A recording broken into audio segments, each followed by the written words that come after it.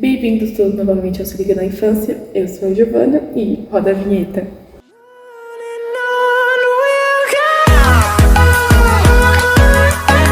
O programa mais esperado do mês acabou de começar, onde a gente vai, enfim, revelar o nosso vencedor do concurso do comentário. Para quem não estava sabendo, semana passada divulgamos nas nossas redes sociais um concurso para antigos participantes que já vieram antes no Se Liga na Infância, onde eles teriam que falar sobre concepções de infância a partir de algum autor ou livro que a gente já debateu aqui antes.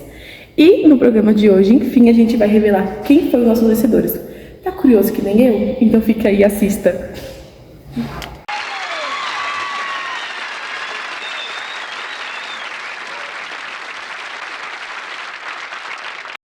Olá pessoal, tudo bem? Eu vou falar um pouco sobre a biografia de Paulo Freire, né? Muito se fala da sua grandiosidade, mas a gente tem que descobrir um pouco sobre Paulo Freire, né?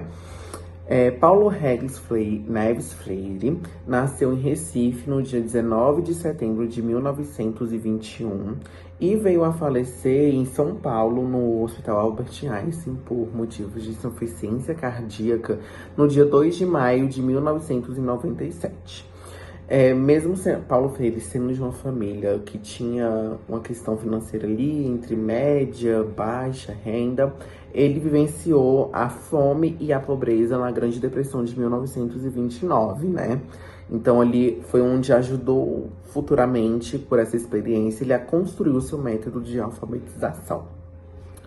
Em 1943, Paulo vem se formar em Direito. Muita gente não sabe, mas era o único curso que tinha ali na cidade dele, na área de humanas. Então, ele foi para a área do direito, mas ele nunca atuou na área. Em 1943, assim que ele se formou, na verdade, né? Ele entrou em 1943, ele preferiu dar aula numa escola de segundo grau, na área de língua portuguesa. Então, ele nunca atuou ali na área de direito, ele preferiu ir dar aula já em seguida, na área que era dele, né, gente? Que era a área de humanas, no caso, linguagem, né, na língua portuguesa. Em 1944, ele se casou a primeira vez com a Elza Maia Costa de Oliveira, que foi um casamento que durou bastante tempo, durou até 1986, quando ela veio a morrer, né? E logo após 2 anos, Paulo se casou a segunda vez com a Ana Maria Araújo. Então, ele foi bem perto um casamento do outro. E ambas esposas, Paulo apresentou falando que foi muito importante para a sua carreira, com o seu crescimento como pessoa, né? Creio que agregaram bastante em todo o movimento que Paulo causou, né? Em 1963, lá no Rio Grande do Norte, ele ensinou 300 adultos a ler e escrever em apenas 45 dias. Foi aí que Paulo desenvolveu seu método de alfabetização, primordialmente aplicado em Pernambuco, né, que foi onde Paulo nasceu. Então, ele preferiu ali dar uma ênfase maior na área onde ele nasceu, né, implementando seu método de alfabetização.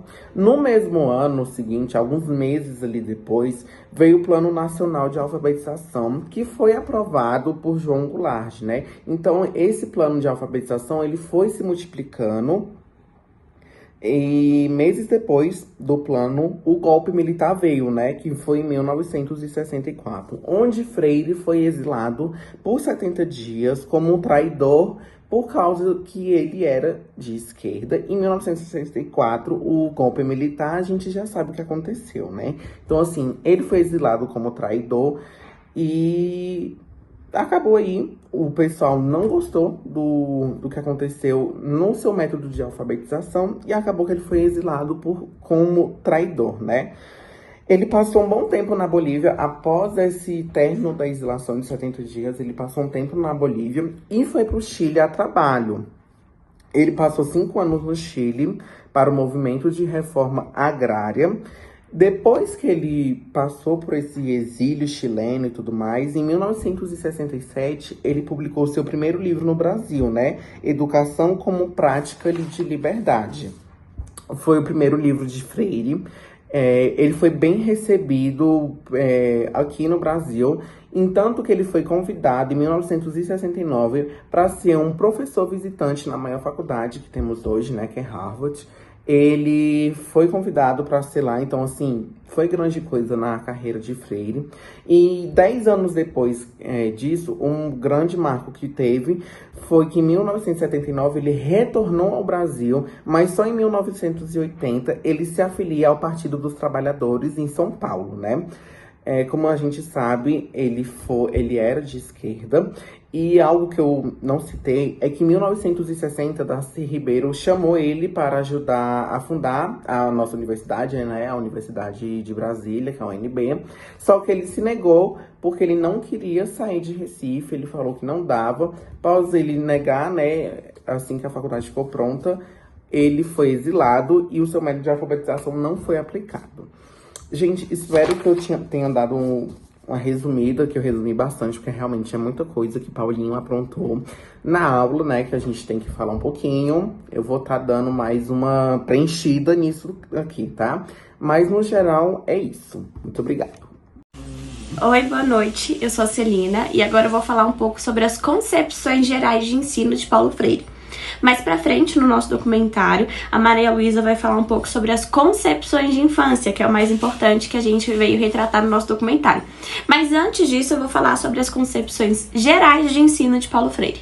Pra gente começar a entender, né, esse conceito de Paulo Freire, ele vai ter o objetivo de auxiliar o aluno a despertar uma consciência do mundo, né, no meio social de onde ele vive, né, como ele faz parte desse meio social, como funcionam essas coisas. Então, o objetivo é dar uma liberdade dentro da cabeça desse aluno, de uma expressão. E esse objetivo de Paulo Freire, essa prática de educação se vai chamar de prática da educação libertadora. Uma prática libertadora da educação. Antes da gente entender como funciona essa prática da educação libertadora, a gente tem antes um conceito que se chama educação bancária, que a gente precisa entender. Era um conceito que Paulo Freire não apoiava. Era um conceito que ele não gostava. Por isso, ele traz pra gente a educação como prática libertadora e agora a gente vai entender como funciona essa educação bancária. A educação bancária, ela vem como uma metáfora pra gente. Por quê? A educação bancária não tem nada a ver com coisas que envolvam valores, coisas que envolvam dinheiro, não.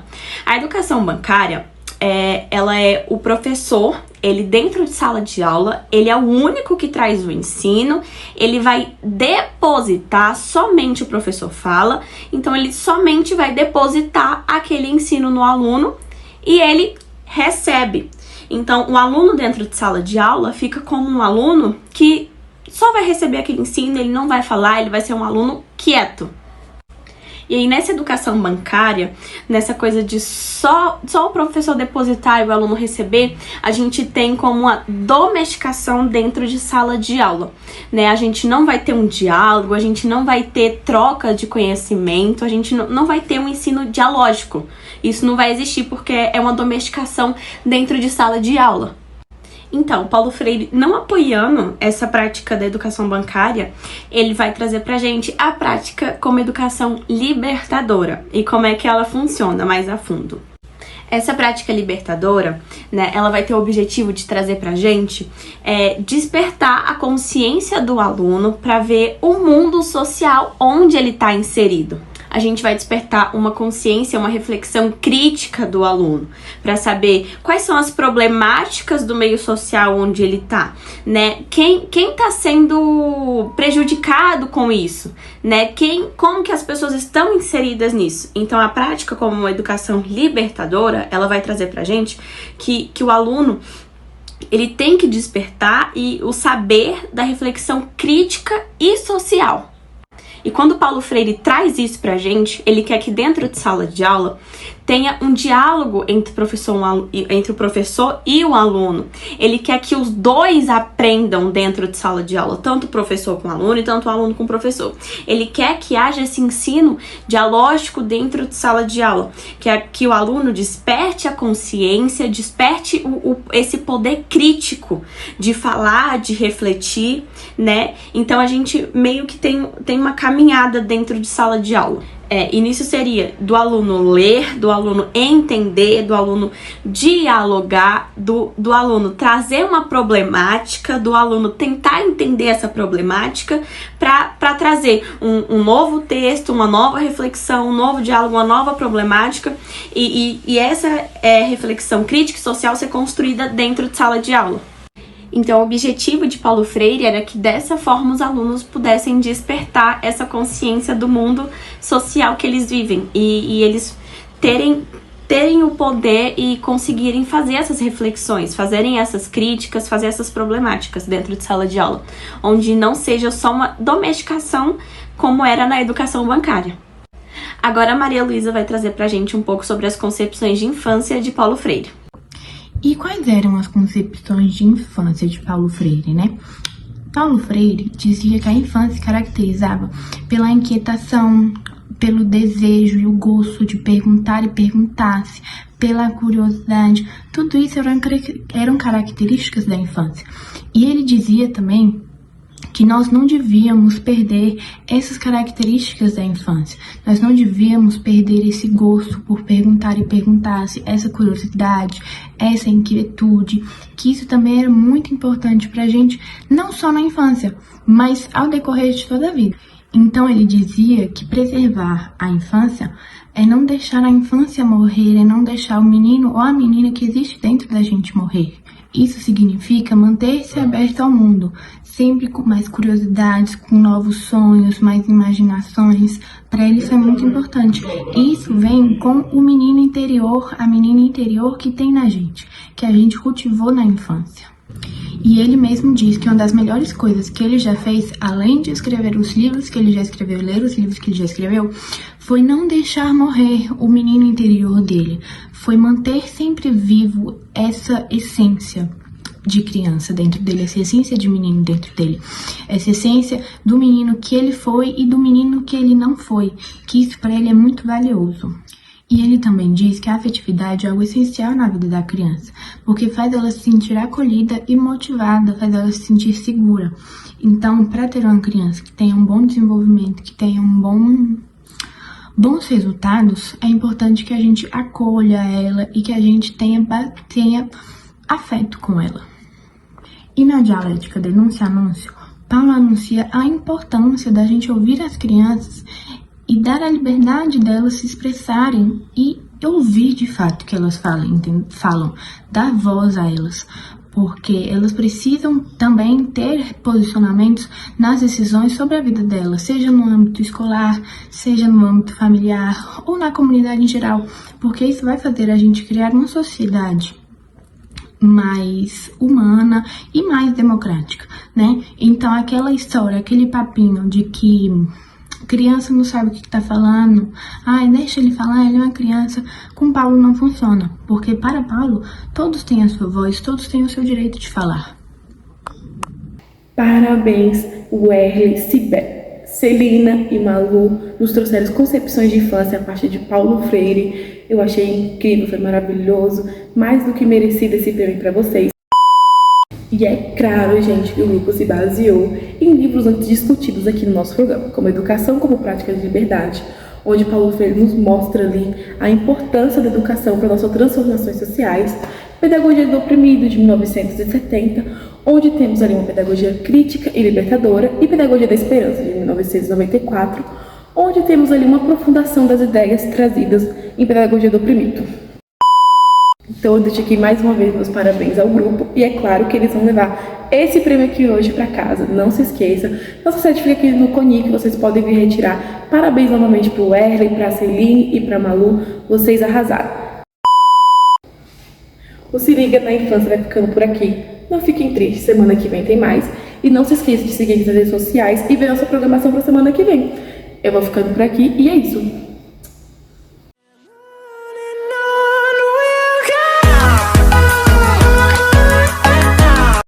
Mãe, não fecha o vídeo ainda. Eu sei que você ficou curioso com as nossas obras.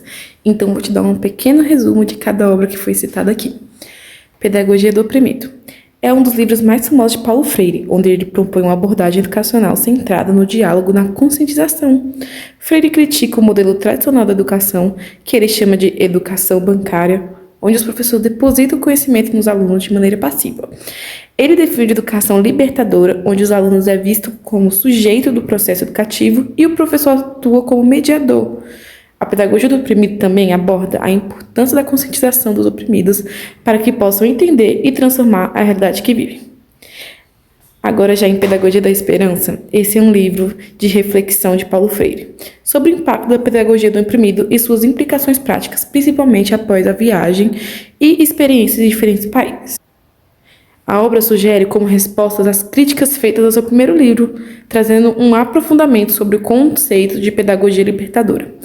Freire reafirma suas ideias com ênfase na necessidade de uma educação crítica que esteja comprometida com a justiça social, a liberdade e a solidariedade.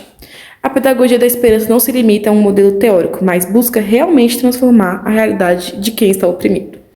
No livro Educação como Prática de Liberdade, Freire propõe que as educações sejam um processo de libertação, onde os alunos, ao se tornarem conscientes de sua realidade, possam questionar a ordem estabelecida e buscar uma sociedade mais justa. Ele vê a educação como um ato político que deve contribuir para a mudança social e para o empoderamento dos indivíduos. A obra também discute a relação entre a teoria e a prática pedagógica, sugerindo que, para se transformar, a educação deve ser vivida na prática, indo além de mera transmissão de conhecimento. Ficou curioso para ler o livro completo? Deixa eu contar a novidade para vocês. O link de todos os PDFs gratuitamente vai estar na descrição do vídeo. Acesse e se divirta!